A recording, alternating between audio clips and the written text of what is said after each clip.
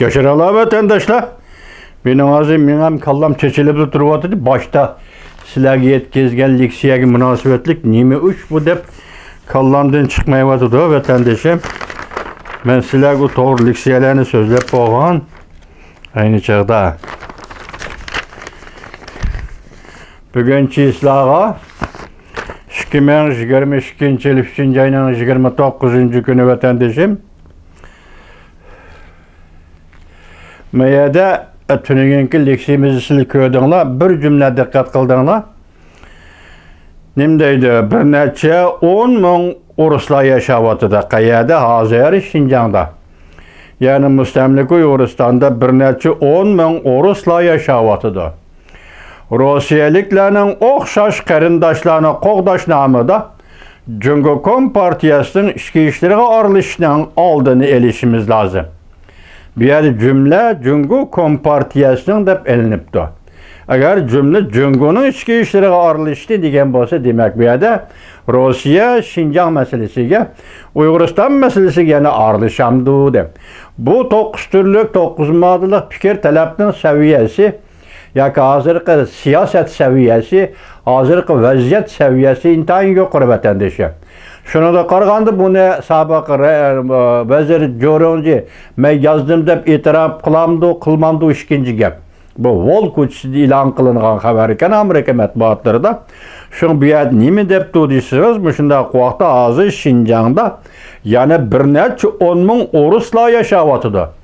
Rusiyaliklarning o'xshash qarindoshlarni qo'g'dash nomida Cumhuriyet Partiyasının ishki ishlariga aralashishining oldini olishimiz lazım debdi. Mayli buni Cumhuriyet Partiyasının ishki ishlari desin, mayli Şinjan'ın ishki ishlari desin, shundoq debdi vatandaş.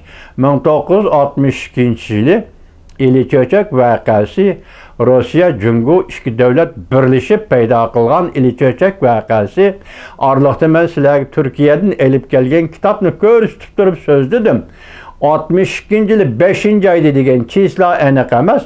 Şu kitapta 62 yılı 1962 yılı 5. ayda Uygur'un daisi Ahmetcan Kasım'ını Rusya Moskova Lyubyanka KGB'nin türmüsünden elip çıkıp Xilonjan arkalı Xitay hükümetinin koluğa tapşırıp badiyi men şu vaqtda tahlil qilib, mushu xabarni, mushu uçurni dünya bilip ketmasligi uchun Rossiya bilan Cumhuriyet birleşip 1962 yılı 5. ayının 29. günü İliçöçek vakası payda qildi degan edi vatandaşım. Ama endi bunu koyup duraylı. Hazır bunu biz sizlerge tapşırdık. Tünügün sözüldüm. Bugün ettigende yetip gelgen bu haberi qarab turun. Hazır yetkizdim o sizlerge. Rusya Federasyası'nın Tashqi ishlar ministri Sergey Lavrov Beijing'e kilidi, nima? Cumhuriyet'e kilidi ekan. Cumhuriyet kelganda Beijing emas. O'tgan yili 3. ayının 22. günü kelgan vaqtim Beijing emas. Gongxi өлkəsinin Guilin şəhəri. Bu qatım Anhui өлkəsinin Tunxi şəhəri. Şuya kirib söhbətləşidikkən ötkəndə kəlgən vaxtda biz Alyaski yığınığa münasibətlik deb təhlil qıldıq. Şu vaxtı şunda uzatdıq sizlərə, o xəbər bilən şu vaxtı vaqəni şunda uzatdıq. Endi bugün yani kelidikken Sergey Lavrov görüp durun. Anhui өлkəsinin Tunxi şəhərdə yığın açıdikken bununla Pakistan, Afganistan, Özbekistan, Tacikistan, Türkmenistan, Kırgızistan, birla Kazakistan yok. Hemmisi katlaşıdikken. Bu yerdeki mavzu Afganistan meselesi. Ben dedim başlıyor Afganistan meselesi mesele mevcut demez hazırki dünyada. Ötken yıl 8. ayının 15. günü Amerika armiyası çıkıp kaldı. Vahan kardurunu o tarafında kaldı Afganistan meselesi degen mesele vatandaş. Dünyada hiç kandan mesele emez o. Neymiş ki bu mavzu üstünde Afganistan meselesi de onun sözleşimizdeydi. Onun üstüne biz bunu tülgü sizlerge okuduk özü. Ma yukarı seviyelik 6 maddelik fikir, 9 maddelik fikirken dedim. Ne mi depti? Hazır Şincan'da yani onun Urus yaşaydı. Uruslar yaşaydı. Müslümanlık Uyguristan'da. Rusiyaliklarning o'xshash qarindoshlarni qo'g'dash nomida Jungo Kompartiyasining ichki ishlariga aralashishning oldini olishimiz lozim. Men boshida 1962-yil cho'kchak voqeasini sizlarga elib berdim. Misol qildim. Buning demoqchi bo'lganim nima desanglar, cho'kchak voqeasi yuz berib 1962-yildan keyin Rossiyaga bog'liq, Rossiyaning pasportini saqlab yurgan yanada Rossiyaning green card'ini saqlab yurgan yanada mayli Uyg'ur mayli Tatar mayli Rus kim bo'lishdan qat'iy nazar mushu fuqarolarning hammasini Jungo hukumati Uyg'uriston mustamlik Uyg'uristonda qo'g'ladi. Nega mansang shu yoqqa ketsan dedi.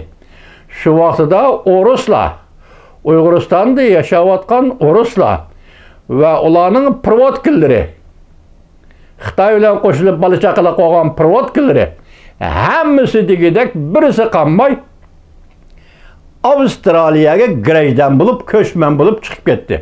Rossiya tarafga mangmadi. Chunki bularning tarixdagi aqlar, banditlar, Krzinskiy, Rizlinskiy deydiganlar qatnashib qolgan taraflar va oq armiyaga shuni bularning avlodi qatnashib qolganligi shularni so'rish qilib, bularning hammasi Avstraliyaga ketdi. Hozirgi hisobda hech kim yo'q. Menimcha Ruslardan mustamlik Uyg'uristonda hech qanday odam yo'q. Yo'q ekanligini o'zing bilasan, bu misolni nima uchun olding Jungolik apandi? Faqat bu yerda Rossiya o'zining grajdanlarini qo'g'dash uchun Jungoning ichki ishlariga aralashdi degan gapni isbotlash uchunmi? Balki shundaqdir. Bu ajoyib kelish bu bir-biriga moslashib, shunday gap qoladigan ishtiga vatandashim. Endi hozir meni qo'yayotgan savolim sizga anglab turing. Bu Ukraina urush qilyapti Rossiya, qirg'in qilyapti Ukrainada. Bugun ham Kiyev shahrining atrofidan chekindi bu cho'ng ish. Boshda aytdik, Turkiyada suhbat boshlandi. 4-5 qatimliq suhbat Istanbulda. Bu suhbat yaxshi oxirlashsin, tinch yo'lda hal bo'lsin Ukraina ishi. Biz shuni umid qilamiz, siz bilan biz bir banda, ojiz banda. Endi mushundaq bir paytda masalan Sergey Lavrov Ukraina atrofidan yoki Ravlovning ishi emas, u diplomatning ishi emas, harbiylar Rossiya armiyasi Kiyev shahrining atrofidan chekindi. Hozir Ukraina armiyasi Kiyev shahrining atrofini tozalash boshlandi. Anandan keyin zarda bilan bombardimon qilish. Nima deganda, buningdan o'ngsizlik uchirgan armiya chekinish vaqtida zarda bilan bombardimon qilishdak, shundaq bombardimon qilishdim. Boshida akşamga ko'z tuvatdi. Moshundaq bo'ldi deyli.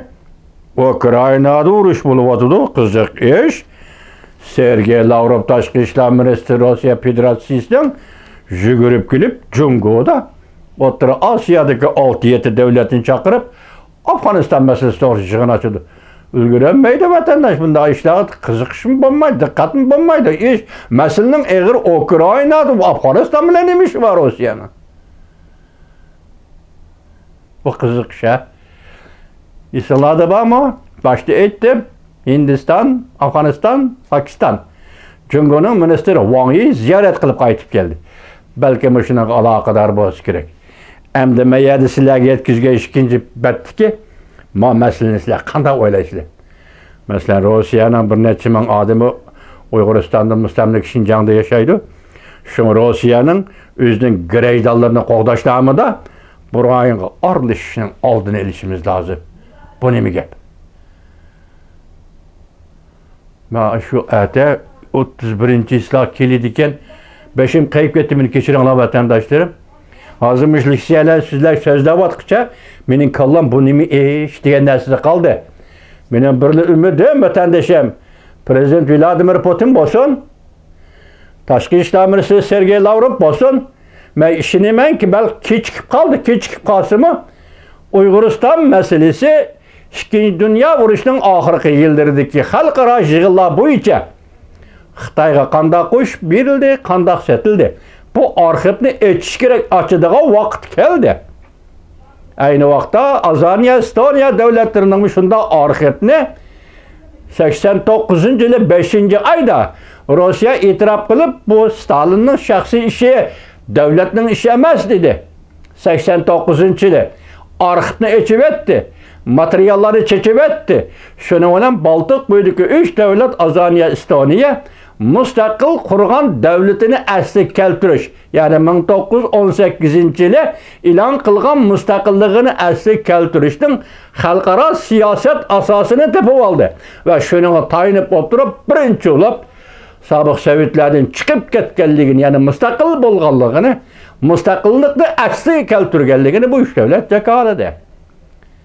Bugün endi bizning umidimiz xuddi shundoq. Uyg'uristonga munosabatli Jungo Sovet shartnomasi yana boshqa shartnoma arxiv materiallarni e'lon qiladigan vaqt keldi. Biz shuni oldirib, biz shuni kutib, Allah madad ber bu cho'ng davlatlarga deb yashab keldik. Hayron qoldim bu ishga, men hayron, hozirim hayron. Bundan keyin bugun qanday xabarlar keladi? Şununla dikkat qilamiz, hürmetli vatandaş. Endi yana bir gap, bir savol qilib qolibdi juma. Nima deyman sizlar? O'tgan yili 3-22 kunda Ravlov, Sergey Ravlov, Rossiya Federatsiyasining diplomatiya ministri Jungo'ga kelganda Rais Xi Jinping Pujanga ketib qoldi. Endi bu 31-kuni yani yetib keladigan Sergey Lavrov diplomatiya ministri Rossiya Federatsiyasining bu Beijingga tushmay hozir Anxuyning Tunshi shahri debdi. Undaqda da Rais Xi Jinping barliq odamlar ko'rishamaydi. Bu ministerlar ko'rishamaydi hisobda. Lekin buningmi yana shundaq bir ma'nosi bor. Guylinga tushdi, Tunshiga tushdi, shundaq ma'nosi bor vatandoshlar. Bu diplomatiya sohasi davlatlararo munosabati shundaq ma'nosi bor. Buni vaqt kelgan tahlil qilamiz. Kechiringlar vatandoshlar.